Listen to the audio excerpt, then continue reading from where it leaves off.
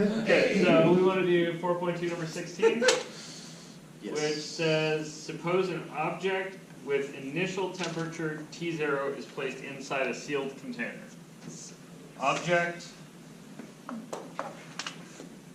container, Professional. Arbitrary shape. which is sealed. The inner object is an initial temperature of T0, and then which is in turn placed in the world, I suppose? Okay. Object in a box in The world. a medium, which I'm going to assume is the world. Let the initial condition, the initial temperature of the container be S0. Assume the temperature of the object does not affect the temperature of the container, which in turn does not affect the temperature of the medium. In other words, Newton's law applies. Okay, and then they're telling me these assumptions are reasonable, for example, if the object is a cup of coffee. Cup of coffee? Oh, It's more like a blob of coffee in How, space. yeah, good. Blob of coffee, house, world. Space. that's all it matters. Cool. Alright. Assuming the container and the medium have distinct temperature decay constants K and Km. Why are they probably distinct? Because they're different. And then Because they're made of different the stuff. house and the coffee are not both Right, coffee. the rate at which the no, so the rate at which the coffee loses energy to the house is not quite the same as the rate at which the house loses energy to the world. Gotcha. Presumably because the house is insulated and the coffee isn't. Well, Or at least they're insulated with different things. Right, the coffee cup is probably insulated with ceramic. The house is probably not a good model of a coffee cup. they sweet. Dang. Okay. That's my Use Newton's law of cooling to find the temperatures S of T and T of T of the container and the object at time T. Okay. So, I have first this problem, right? Container inside. So I'm going to look at object inside container, right? And I'm looking for my, what was my, sorry. Temperature S is probably the container's temperature, and T is the object's. Is with that. So there's going to be S of T, which is the temp in container at time T, and T of T, which is temperature of object at time T. Okay, differential equations?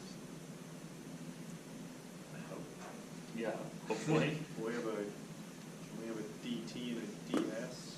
Good. Because they change. There's gonna be a ds d little t and a d capital T d little t. Okay, That's all I got. that's what you got. You just multiply by the fraction thingies to get rid of what you don't want. Okay, how about this? So the rate at which the object is losing temperature, right? Losing heat. You guys see that? So the rate at which this thing cools down Is dependent on K. is going to be dependent on K. That's its proportionality constant. And what is the rate of temperature loss proportional to? Is it The S naught minus difference Yeah. between the system and the object. Good, the distance, the Difference. difference between the object and the environment. So, object's temperature minus S. S. S or S0? S, whatever you want it is. S0. Why is it like T0 and S0? Is it? Or no? I think it's It's been a long time. Okay, so if this is your blob of coffee, this is not coffee. But if this is your object, right? This thing is going to presumably, it's a terrible example. Assume this is coffee. It's warmer than the air, right? Like, So it cools off the fastest when it's way warmer than the air, right? And then as it gets close to the temperature of the air, it cools off much more slowly. Do you guys have a physics reason for that? Why would that be true physics-wise? because of the natural log of something, probably. Is- Right? That's math. That's math-wise. I mean, just thinking Because about when it, though. each particle collides with another particle, they only exchange them off at different. Yeah. That's Right. Thermal energy transfer is all about collisions. And if things are moving really, really fast in here, the likelihood of them colliding with nearby things is quite high. If they're moving relatively slow and things outside are also moving relatively slowly, then it won't tend to transfer energy out of the system in particular. Right? It's just not likely to. Guess what? Okay. So this is one equation. What's the other equation? Is this straight up DSDT? Good. DSDT, which is K, M, Km, the other constant, right? And then S minus M? Are you using M? S Or minus, just choose another letter. choose another letter for the temperature of the world. No, there's already a letter. Lambda. TM? Tm, which is of Oh. course a terrible choice. mass of Earth, maybe. I don't know. Temperature Earth, Is temperature the TE. medium? Yeah, really that's temperature of the medium, right? Which really is a constant, right? That's the world's temperature. The capital T there and the capital T here mean different Temperature things. of the world is a constant? Wait. Good. So in Seasons. in the more realistic case, right, where this is variable, It's then another this gets function. more complicated, right? Yeah. And this is really one of those things like, what's the real world use of this set of equations, or something like this? Kind of, yes. An infinite amount of these to get like some sort of. There's one you temperature of see the on world. TV all the time that's really dumb. I don't watch TV, Joe. Yes, you do. Nice try, kid. The end of the world?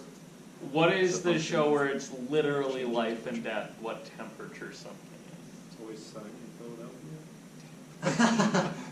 It's always. is?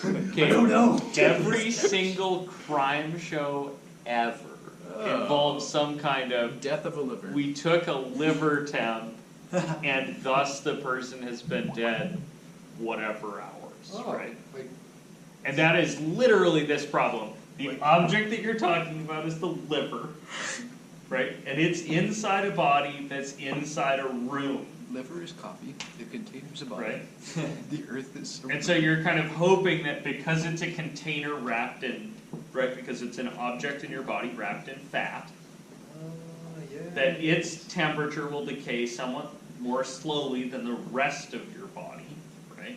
And then the rest of your body's decay rate, or temperature decay rate into the room is determined by something like Newton's cooling. So is that like when you set up, like you know it's this temperature now, and then you kind of force a temperature to be like, all right, it was this temperature at this time, so.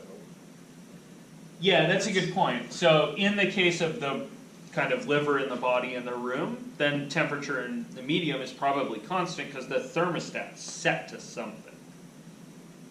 Right, it's been 72 degrees, more or less a degree in this room for hours, right? Whereas the kind of case that you're thinking of, the body laying outside, is a different problem. Because then you have to do something with like, okay, so the temperature of the world, I'm gonna have to like guess. Would you call that like a function and then do a differential equation to do something with that? Or would you Yeah, just so do- probably you'd need some information about this function, and then you could maybe solve the differential equation based on that. Interesting. Okay, so assuming that's a number right now, I think I should be able to at least start solving, So I see a lot. How do you start solving? Get rid of dt, little Do t, we have any little t's in there? by Yeah, so what over here depends on little t? Yes. Km? It's a No. number, right? No, that's a number. S, That's a Oh, it function. does. S is a function of t, and Tm is A number. probably not. Wait, I thought we just, You said it was a number. Yeah, so right now I'm gonna say that's a number. If it's not a number, you have more work set up, right? Then wouldn't you just need another equation on top of that? Like you keep layering Yeah. them until you have something that's. Yep. Love Yeah, you keep layering until you find something that you know about, and then shove. So, this thing though, what kind of differential equation is that? first order.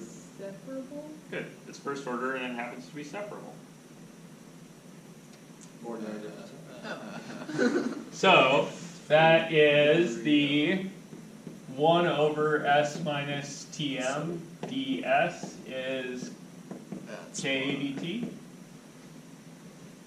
yeah, you got some natural log stuff in there. Thank you, km. And then you integrate. Slap a squiggle, right? Get natural log of the absolute value of s minus tm is K and T km times t. plus C, It's an S and T. plus C of S maybe? Is that? Oh, that's an honest constant here. But yeah, that's a good concern, right? It might depend on something. I'm not taking partial in it. I'm not doing partial integration. Okay. Then how do you solve? You exponentiate. E both sides. Eat it. E to the stuff both sides. So you get the absolute value of s minus tm is some constant e to the km times t. That The one? A gets sucked up with the A sucks up the C. The a is e to the c. Sorry, I really used an exponent rule. But there's one thing you can suck up, which is those guys. Because e is positive. Because a could be either positive or negative. And then what? And then you slap the tm on there, because why not? Add tm to the other side, so you get s is a e to the km t minus, oops, plus tm. Yeah. Then you gotta figure out what a is. Can you just plug it into the Initial other equation at this point though? No, so, I don't think you want to, because I think you know something about what a is. Okay. So what did you know about s at the beginning? At T equals 0, it was S naught. At t is 0, it was s naught, right? Oh. You guys see that? So when t is 0, What so I know that tl? S naught is S at 0, which is A times 1, 0. 1 plus TM. But remember, there's only one thing in there that's unknown, even though there's a crap load of letters, right? The thing I don't know is A. Everything else is a number I would know, so I need to subtract TM. So I think I found out that S, really S is a function of T, right? Is S naught minus Tm e to the kmt plus Tm. That looks familiar. Yeah, so this should be really familiar because this is what Newton's cooling problems give you. Yeah. Right, it's like the temperature of the medium plus some kind of exponential growth or decay to the medium. And the sign of Km is going to depend on, Growth or decay. yeah, on whether it's hotter or colder. You guys see that? It's also entirely possible that I set this up backwards than the Newton's problems are usually set up. Well, can you like just kind of look The at constant will pick it. Yeah, you can really look at it at the beginning. So if I was kind of thinking that, let's see. So if S is bigger than Tm, right? then this is positive. I really did. Can you say not this. just put the absolute value of the difference between them? Oh, it'll show up in the KM. So I made this so my KM would be negative because I'm an idiot. Oh. I just have these switched from the usual. But either way, it looks something more or less usual. Okay, now how do you finish the rest of it? Plug all that in and then solve again. Good, that all goes back in here, and then you solve again. And I'm gonna leave that as an exercise to the very interested student. But it's not particularly hard, right? So you look at not a ratio, but